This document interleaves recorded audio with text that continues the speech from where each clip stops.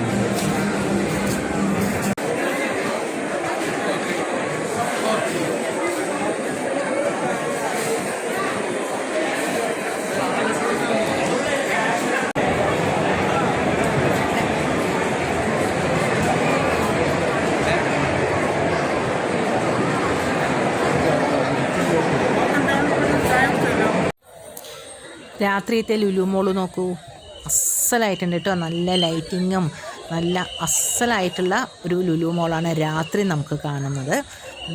പിന്നെ ഫുഡ് കോർട്ടൊക്കെ ഉള്ളത് കാരണം നന്നായിട്ട് ഫുഡൊക്കെ കഴിച്ച് നന്നായിട്ട് റിലാക്സ് ചെയ്ത് ഷോപ്പിംഗ് ഒക്കെ നടത്തിയിട്ട് നമുക്ക് ലുലു മോളിൽ നിന്ന് ഇറങ്ങാം.